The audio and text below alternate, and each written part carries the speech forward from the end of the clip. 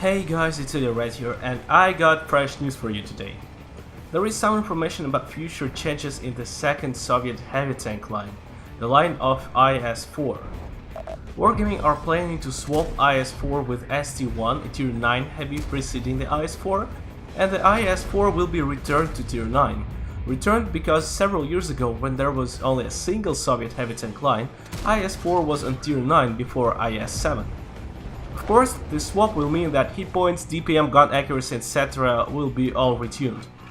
I don't know if you heard about it, but Wargaming were planning to introduce some special game mechanics for Tier 10 tanks, because many players stay on middle levels, which are well balanced, where there are no crazy tanks which ruin gameplay, apart from E25 of course. Like FV-183, which cheats on your tank and your armor with crazy high explosive, sometimes biting 2000 off even a heavy tank, if it's a skilled player who knows where to shoot. For instance, FV-183 took 1900 of my Kronwagen once, very sweet. Or TVP, which takes off 1300 hit points from you for a single little mistake, leaving you also without a repair kit because it detracts you, you fix it and it detracts you once again. At least this is what I've done so many times on my TVP. Or Mouse or Top 5 Heavy, which you can penetrate pretty much only with premium rounds. Wargaming wants to give extra motivation to players to grind to top tanks, and I have to admit that some unique game mechanics for some tanks sound really interesting indeed, although I have no idea what those mechanics will be. It's all classified for now, it's just the concept that I like. So the idea is that Tier 10 tank should have some special game mechanics. For instance, Swedish TDs have hydropneumatic suspension. By the way, STB-1 historically also had one. Other tanks could have some other mechanics. And there were rumors for a long time, I underline it, it's rumors, that ST-1 could be replaced with ST-2, a Soviet project for a heavy tank, which is all like ST-1 but with two same guns sticking from the gun mantlet. These guns fired not at the same time, so if this kind of thing comes to our game, it will be something like 2-shell autoloader, which sounds really interesting, I have to say.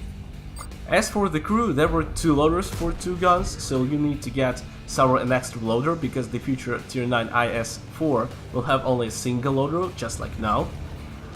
On the other hand, IS-7 has 2 loaders as well, so both Soviet top tanks will have 2 autoloaders again if this ST-2 ever comes to our game. Leave your opinion on IS-4 and ST-1 swap, on possible introduction of unique game mechanics, and on ST-2 in the comments, where we can discuss and argue about that. There is another piece of news which I want to share with you, and it might be not that interesting for you, but still, I thought it would be nice to include it.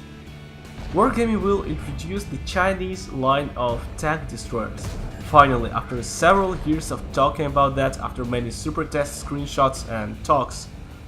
Unfortunately, they will introduce them only in China, where people like and play Chinese tanks, because in other regions Chinese line isn't that popular. So far there are pictures of only 2 Chinese vehicles, which, no surprise, remind the Soviet TDs, especially Su-122-44 and Su-122-54. Yes, the pictures are in low resolution, but it's the best that I could get, sorry about that.